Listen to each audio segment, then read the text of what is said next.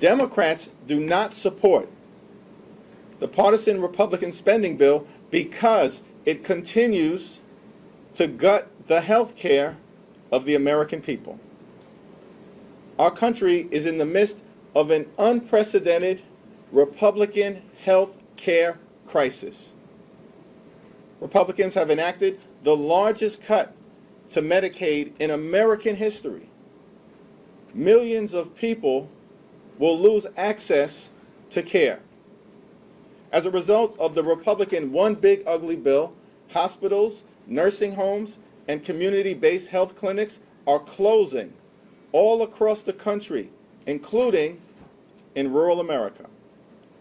More than 20 million Americans are at risk of experiencing dramatically increased health care costs, premiums, co-pays, and deductibles because of the Republican refusal to extend the tax credits connected to the Affordable Care Act.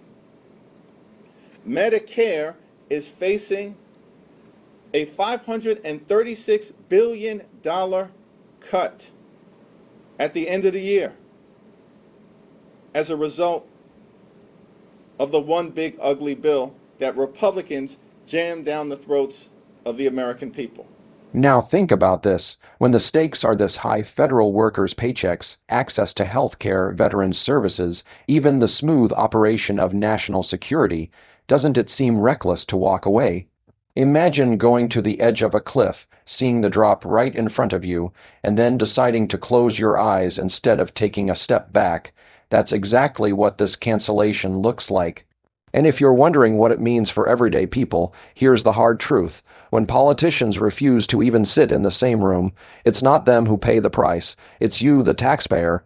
It's families living paycheck to paycheck who depend on Medicaid or Medicare. But here's the deeper question. Why did Trump cancel? Was it really about leverage, or is it about hiding from accountability?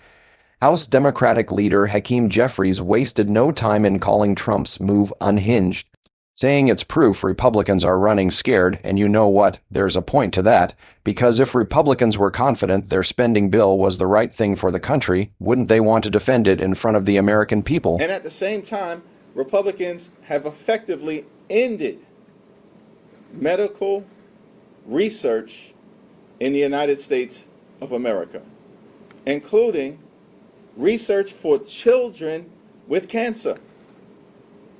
And in the Republican appropriations spending bill, they continue the assault on the public health infrastructure in this country, vaccine availability, the National Institute of Health, and the Centers for Disease Control. Democrats are ready, willing, and able to sit down with anyone, at any place, at any time, to avoid the Republican-caused government shutdown that we are on the brink of experiencing, and in order to address the Republican health care crisis.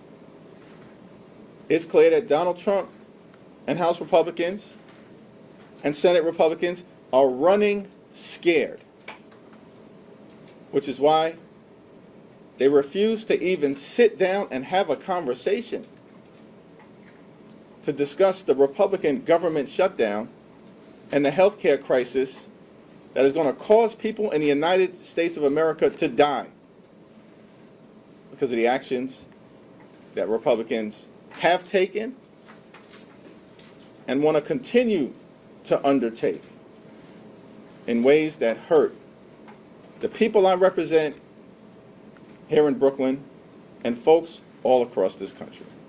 Now let's break it down further. If this bill goes forward, more than 20 million Americans could see their premiums, co-pays, and deductibles skyrocket overnight. For a family already struggling with the cost of groceries, rent, and gas, that could mean making the impossible choice between paying for medication or putting food on the table, and that's not some abstract warning.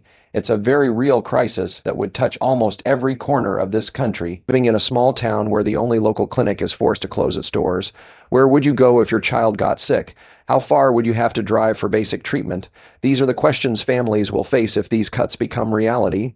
Hakeem Jeffries called it an assault on healthcare, and frankly, it's hard to disagree. Because when you stack the evidence, cuts to Medicaid, a looming $536 billion reduction to Medicare, the stripping away of Affordable Care Act tax credits, what you see is not reform, but demolition. Donald Trump, House Republicans, and Senate Republicans are running scared because they don't want the American people to be faced with the reality of what they have done in the context of a White House meeting, because Republicans have done such damage to everyday Americans as a result of the healthcare crisis that is unconscionable, unacceptable, and un-American. Peter, Trump is trying to make this about transgender surgeries for youth, for adults.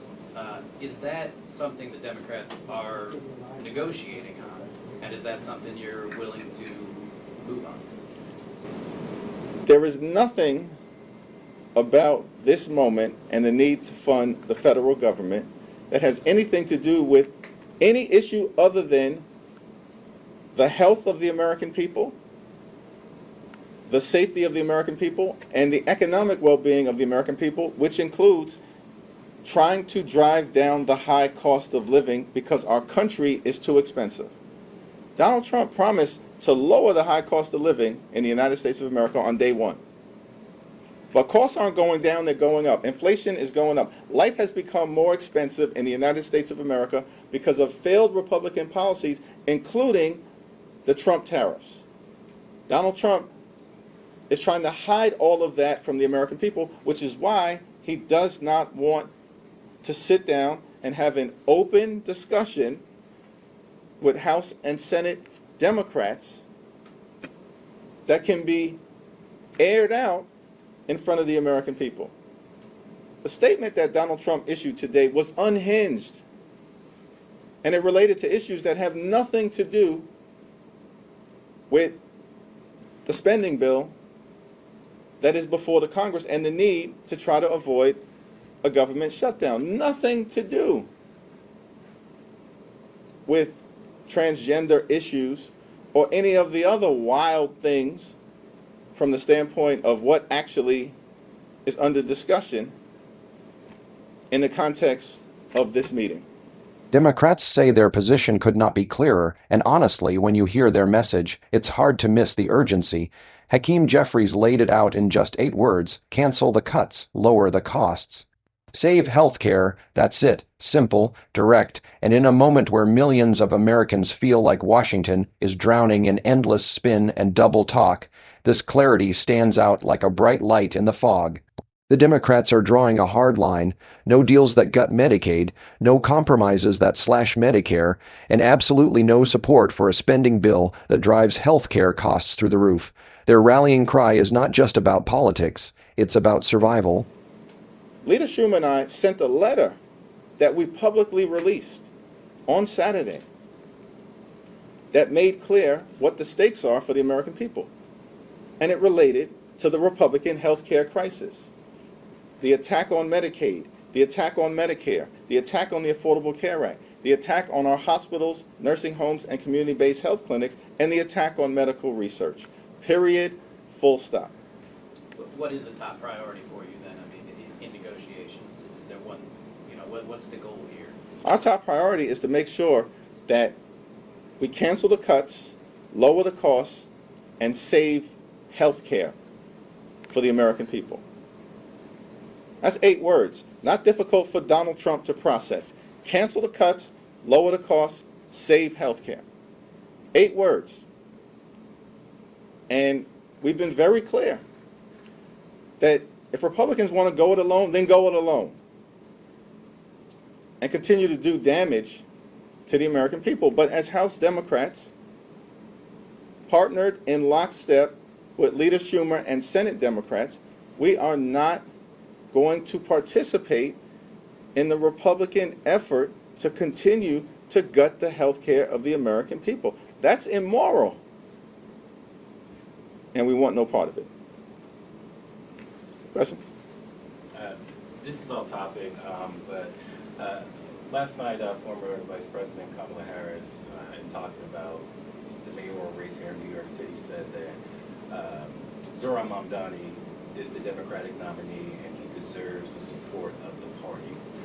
Just wondering your thoughts on those comments, and do you plan on endorsing Mamdani yourself? Haven't seen those comments, but I'll have more to say about the mayor's race sometime soon. Any last questions? Oh, sorry. Sir, Leader, do you feel that you have a united front with your members and Leader Schumer's members?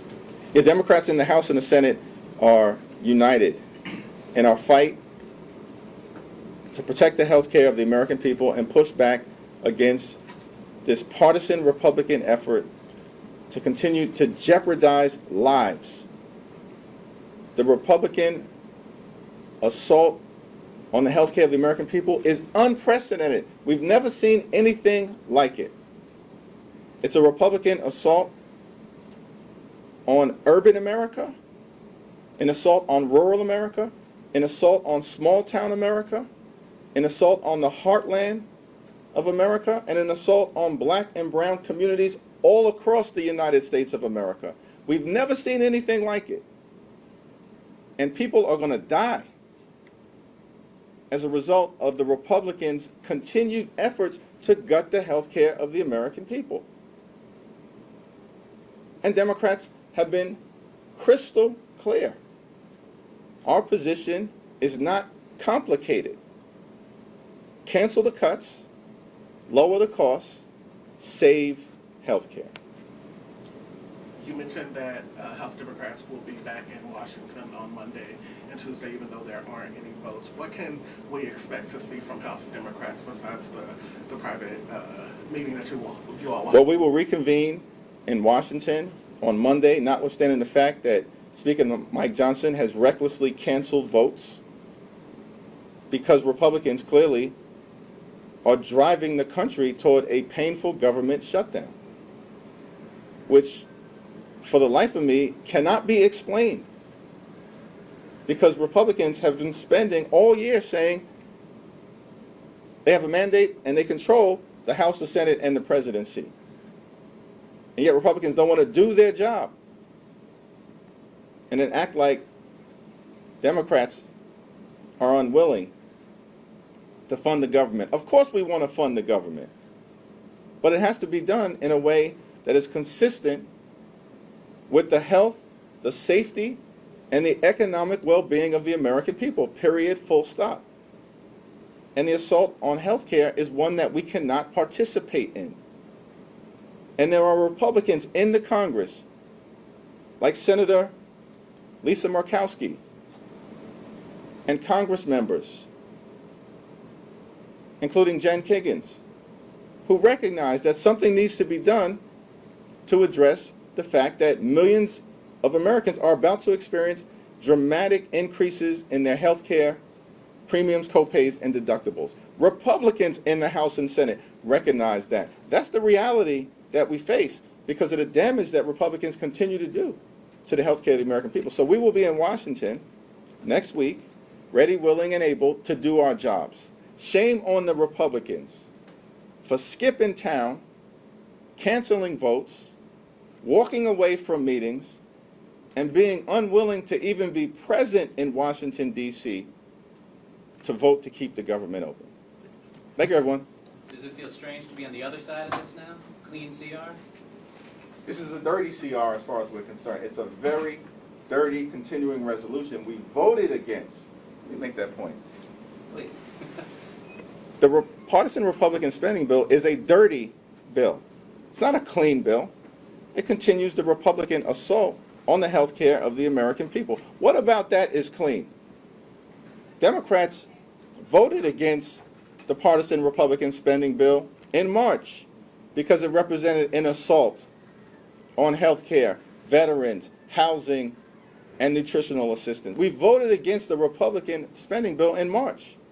So the spending bill that they're putting before the Congress right now is a continuation of failed policies that already hurt the American people. It's a dirty bill. And it's why we do not support it. Thank you, everyone.